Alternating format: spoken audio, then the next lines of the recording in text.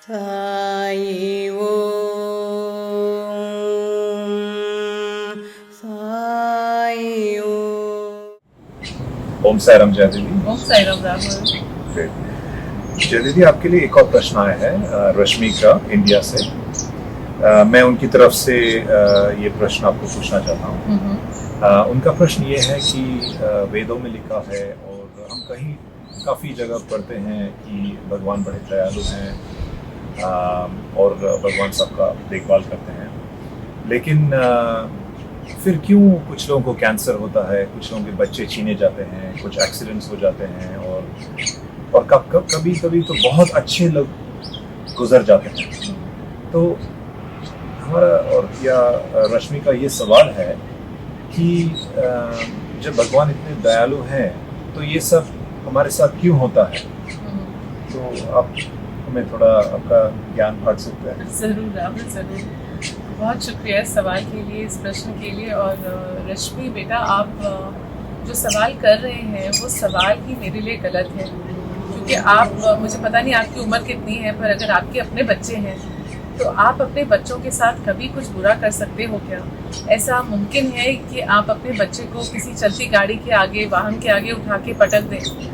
आपके बच्चे हैं राहुल। हाँ जी।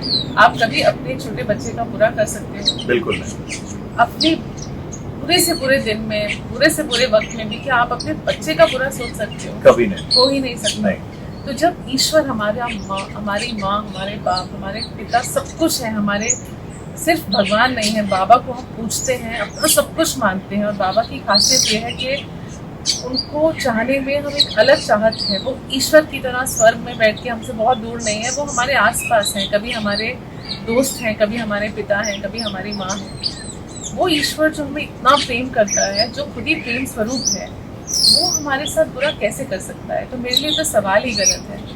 अच्छा बुरा हमारे जीवन में जो होता है ये हमारे पुराणों में लिखा है, हमारे वेदों में लिखा है, भगवद गीता में लिखा है। और आज सारे जितने भी हमारे अलग अलग रिलीजन्स हैं, जितने भी साइंस है, सब ने ये बात तो मान ली है कि पुनर्जन्म होता है। हम पहले एक जन्म लेते हैं, फिर एक और लेते हैं, और हमारी काया, हमारा शरीर बदलता रहता है, पर आत्मा एक ही रहती है।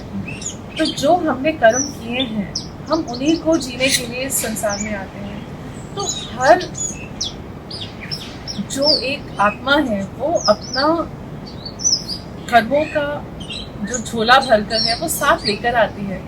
ईश्वर बैठकर नहीं कहते कि मेरे पास बाबा, ऐसा तो नहीं हो सकता कि स्वर्ग में बैठे हैं या हमारे भीतर बैठे हैं और वो कह रहे हैं आज मेरे पास कुछ करने को नहीं है, चलो एक छोटा सा प्यारा सा बच्चा है, इसको मैं आज कैंसर दे देता हूँ, कोई काम नहीं है मेरे पास करने को। अरे वो एक अच्छा सा लड़का, जवान लड़का जा रहा है गाड़ी में, इसका मैं एक्सीडेंट कर देता हूँ, इसको मार देता हूँ, या किसी को मैं दर्द दे देता हूँ। बाबा हमारे भगवान है, हमारे माँ बाप हैं, वो ऐसा कभी नहीं कर सकते। हम अगर इस संसार में आए हैं तो अपने कर्मों को जीने के लिए आए हैं। ये सब हमारे कर्म है जो हमें अच्छा भी देते हैं, बुरा भी देते हैं। तो पहले तो ईश्वर पे इल्ज़ाम लगाना या उनको कहना कि आप ऐसा कर रहे हैं, ये हमें बदलना होगा। और दूसरा, हमें स्वीकार करना होगा कि जो भी दर्द है, जो भी कष्ट है, वो मेरे कर्म है और उनको सिर्फ मैं ही बदल सकता हूँ। कोई और आके मेरे कर्म नहीं बदल सकता। ईश्वर भी मेरे कर्म नहीं बदल सकता जब तक कि मैं कोशिश ना करूँ।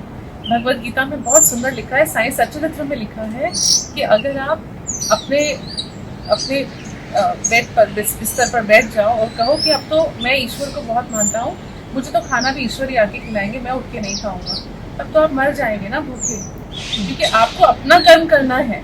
ईश्वर है, हर पल आपके साथ है, हर चीज में आपके साथ है, मगर कर्म करना तो मेरे हाथ में है।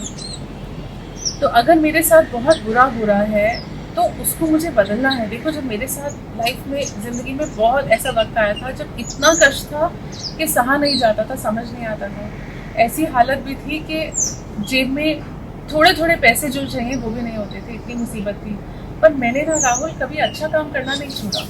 बुरे से बुरे वक्त में भी मैं गरीब बच्चों को जाके कुछ ना कुछ तो खिला देती थी। हो सकता है उसको मुझे अपने खाने में से काट कर देना पड़ता हो, कि मुझे 1-2 दिन कम खाना पड़ता था ताकि मैं उन्हें खिला पाऊँ, पर मैंने अच्छा काम करना नहीं छोड़ा। बाबा का पारायण करना हर जगह लिखा है, हर आप कोई भी पुस्तक उठा लो अपने वेदों की, उपनिषद की, हर जगह ये बताया जाता है कि सिर्फ वेदों के ज्ञान से ही, पढ़ने से ही आपके कर्म दूर हो जाते हैं, आपके कर्म कट जाते हैं। तो बाबा ने हमें साई सचरित्र दी है, जो सबसे हमारे लिए महत्वपूर्ण और it's the most powerful tool we have given by Baba. उनका दिया हुआ हमारे हाथ में सशक्त एक ऐसी चीज़ है जो हमसे छीन नहीं सकता कोई। तो बुरे वक्त में पारायण करो, अच्छे काम करो, बाबा का नाम लो, साईं साईं का जाप करो, तो वो बुरा कर्म कट जाएगा और अच्छे समय जल्दी आ जाएगा आपकी ज़िंदगी में। मगर बैठकर रोना धोना और ईश्वर के ऊपर इल्ज़ाम लगाना कि आप मेरे साथ ऐसा कर रहे हो। देखो, जब हमारे साथ कुछ अच्छा होता है तो हम जाके कहते हैं, अरे देखो मैंने कितना अच्छा काम किया आज, मुझे बढ़िया नौकरी मिली, मैंने इंटरव्यू बड़ा अच्छा दिया था। और जो भी ज़िंदगी में हमारी अचीवमेंट्स हैं, सक्सेसेस हैं, उसको हम अपने पे ले लेते हैं, मैंने किया। पर जैसे बुरा वक्त आता है तो बाबा आपने मेरे साथ ऐसा किया, कितनी गलत बात है। वो बहुत दयालु हैं। और बेटा, अगर आप मेरा वीडियो सुन रही हैं इंडिया से रश्मि, बाबा बहुत दयालु हैं, आपको बहुत प्यार करते हैं।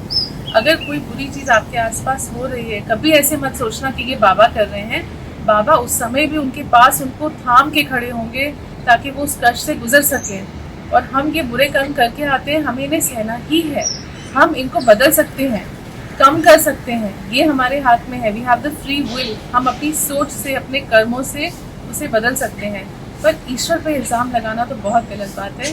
वो बहुत दयालु है और आपको बहुत प्यार करता है। इसलिए जिसके ऊपर वो कष्ट आया है, जिसने आपको परेशान किया है, उनको भी ज़रूर जाके बताना कि बाबा आपके साथ हैं। और पारायण करो और छोटे अच्छे काम करो, खुशियाँ बांटो, तो खुशियाँ वापस लौट कर आएंगी। और उस पर विश्वास रखना, उसकी शक्ति अपार है, उसका प्रेम अपार है। अगर एक माँ बाप जो इस दुनिया में आते हैं, संसार में आते हैं, उनका अपने बच्चों के लिए प्यार इतना ज़्यादा है, तो जो हम सबका माई बाप गुरु भगवान है, उसका प्यार कितना अपार, कितना बड़ा होगा आप सोच भी नहीं सकते। उसका दिल कितना बड़ा होगा आप सोच भी नहीं सकते। सारी सृष्टि उस दिल में समा सकती है, ऐसा प्यार है उस बाबा का। तो उन पर भरोसा रखो, वो आपके साथ हैं और वो अच्छा ही करते हैं। ठीक राहुल? बिल्कुल, आपने हमारे आंखें खोल दी। बहुत बहुत शुक्रिया। ओम साई राम। ओम साई राम राहुल, ओम साई राम। साई ओ